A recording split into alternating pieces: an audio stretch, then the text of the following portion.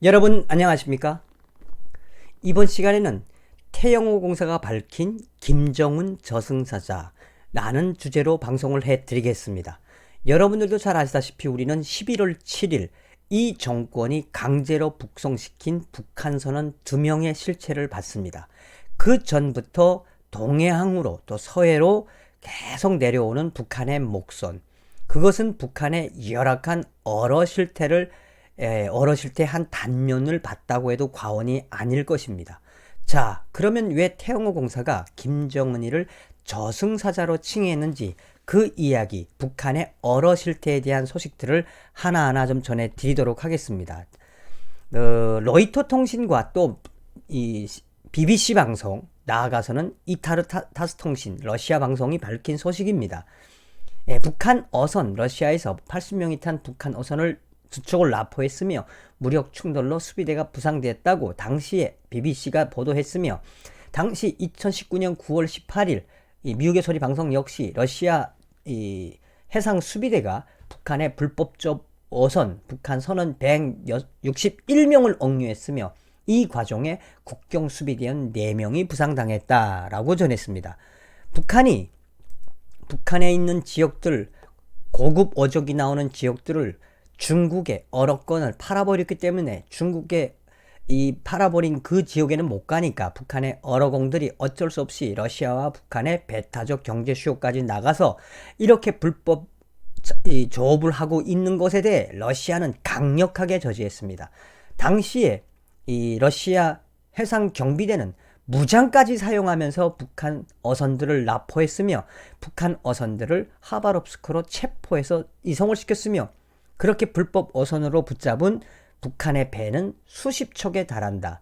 또한 작년도에는 이 북한의 불법 어선 활동에 저항하던 북한의 선원이 러시아 해상 수비대에 총에 맞아 사망한 사건도 있었습니다. 계속해서 북한과 러시아 지역에서의 불법 조업인 150여 명이 구금된 것을 북한 내부에서는 굉장히 심각하게 바라보고 있으며, 이 부분에 대해서 러시아 연방 보안국이 수감하고 있는 북한 어선들을 구출하기 위해서 북한의 고위 관료가 러시아로 달려간 소식도 당시에 이 자유아시아 방송이 소상하게 밝혔습니다. 그만큼 러시아 지역까지 가서 고기를 잡지 않으면 안 되는 북한 어러공들의 그 현실을 드러나는 대목이라 하겠습니다. 자, 이렇게 목숨을 건 북한의 불법 어업은 러시아 해역에서만 이어지는 것이 아닙니다. 상계신문이 밝힌 자료에 따르면 북한은 테와테라고 하는 이 일본의 한일 공동 어로 구역으로 선정된 테와테로 북한의 어선들이 무차별 들어와서, 또 혹은 총까지 무장을 해가지고 들어와가지고 무차별 고기잡이, 쌍끌이 고기잡이를 해가는 거에 대해서 일본 정부는 해상 자위대, 그러니까 해상 경비대의 인력들을 급파해서 일본 홋카이도 인근까지 진출한 북한의 어선을 단속하기 위해서 일본이 굉장히 골머리를 앓는다라는 소식을 일본 신문들이 밝혔으며, 또한 일본 신문들은 그렇게 해서 한심한 그 목선을 타고 온 북한의 어선들이 불법 조업을 하다가 또 이 일본의 해상 경비대와 충돌로 인해서 많이 사망을 하며, 또 그렇게 이 열악한 저 북한 목선들을 되돌려 보내기도 그렇고, 그래서 이제 이 파쇄를 시킨 적도 있고, 계속해서 일본 정부는 북한에게 불법 어선 활동을 계속하면 우리는 무장을 사용할 수밖에 없다라는 소식도 당시에 일본 신문이 소상하게 밝혔습니다. 자, 그렇다면 이런 북한의 불법 어선, 일본 해역까지 가서 고기를 잡는, 또 일본의 해상 순시선이 다가오니 자동보총을 꺼내들고 위협까지 하고 이 총을 무장을 하고 고기잡이를 나갈 수밖에 없는 그 열악한 환경, 그것은 무엇이겠느냐? 한마디로 북한의 이 수산물 고기잡이의 핵심은 바로 김정은의 달러와 연관되어 있다고 하겠습니다. 이렇게 목숨을 걸고 서해바다, 동해바다에 나가서 러시아 해역이나 일본 해역까지 나가서 고기나 오징어를 잡아오면 그 잡아온 수산물들이 어디로 가느냐? 바로 중국으로 간다고 자유아시아 방송이 밝혔습니다. 자유아시아 방송은 중국에 유입되는 북한 수산물이 크게 증가하고 있으며 북한의 수산물은 대북 제재 품목이어서 원칙적으로는 수출이 불가능하지만 어찌된 일인지 중국 변경 지역에서는 북한의 수산물들이 넘쳐나고 있으며 중국 수산물 수입업자들의 북한 방문이 줄을 잇고 있다고 자유아시아 방송이 전했으며, 자유아시아 방송은 중국 단둥의 무역 관련 소식통에 따라 중국 수산물 업자들이 북조선을 경쟁적으로 방문하고 있다며 북조선 수산물을 중국에 들여오기가 점차 수월해지고 있기 때문이라며, 소식통은 북한 수산물을 중국에 들여오려면 여전히 밀무역에 의존해야 하지만 날이 갈수록 밀무역에 들어가는 비용이 내려가고 있다며, 이런 형편에서 북조선 수산물을 선점하려는 중국 수산물 업자들의 북조선 방문이 증가하고 있으며, 계속해서 자유아시아 방송은 현재 북한의 수산물들이 대대적으로 밀무역을 통해서 중국으로 간다. 중국으로 가서 그 돈들이 어디로 가겠습니까? 39호실로 간다는 이야기죠. 이에 대해 데일리 NK는 태영호 공사의 워딩으로, 태영호 공사 김정은이 수산사업소 현지 지도 후 북한 어민들 사지로 내몬다는 제목으로 태영호 공사의 이야기를 소상하게 밝혔습니다. 태영호 전 영국 주재 북한 대사관 공사는 10일 데일리 NK와의 주간 북한 미디어 분석에서 지난달 김정은이 조선인민군 8월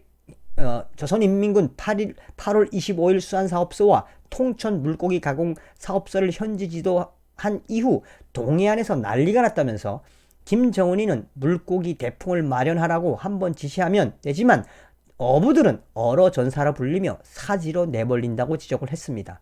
태공사는 김정은의 지시 달성을 위해 북한 어부들은 추운 겨울 낙후한 목선을 타고 추운 바닷가에서 목숨을 걸고 고기를 잡아야 한다면서, 북한 동해에서 벌어지고 있는 물고기 잡이는 순전히 물고기 잡이가 아닌 사람의 목숨을 앗아가는 전쟁터다라고 태공사는 지적했습니다. 실제로 북한 어부들은 어업 활동을 하기에는 상당히 위험한 환경임에도 불구하고 물고기 잡이에 나선 것으로 나타났다며, 지난달 22일 노동신문은 지금 사업소의 모든 단풍호 고깃배들이 더 높은 증산 목표를 내걸고 적극적인 어로전을 벌이고 있다면서, 이들은 서로 무전 연락도 안 되며 또 난파되면 서로 연락이 안 돼서 되돌아올 수 없는, 한마디로 사지판을 목숨을 걸고 다닌다는 이야기입니다. 칠성판을 등에 지고 김정은이가 외화벌이를 위해서 저렇게 북한 인민들을 저승판으로 내밀고 있다라고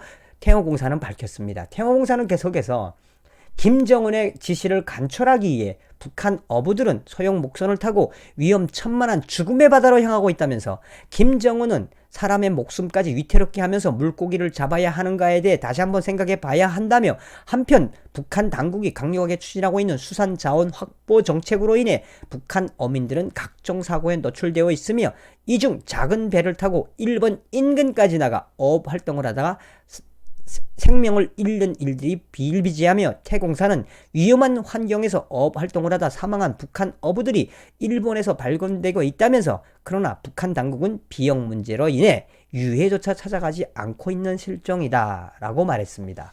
서두에 이야기했던 것처럼 여러분, 김정은의 대북 제재로 달러가 막히자 대대적으로 몇 년 동안 수산물 어로 전투를 벌려서 그 어로 전투를 통해서 얻어지는 모든 수산물들의 대부분을 중국을 통해서 달러벌이에 미쳐 날뛰고 있는 이 김정은의 실태를 태영호 공사가, 김정은이는 북한 어부들을 죽음의 사지로 내면은 저승사자다, 당장 그만둬야 한다 라는 이야기를 해드린 거를 여러분들께 전해드렸습니다. 자, 오늘은 태영호 공사께서 강조한 저승사자 김정은, 당장 목숨을 내대고 활동을 하는 북한 어부들에 대한 무차비한 그런 강요를 그만둬야 된다라는 태영호 공사의 이야기를 전해드렸습니다. 여러분, 다음 시간에 뵙겠습니다. 멸공. 감사합니다.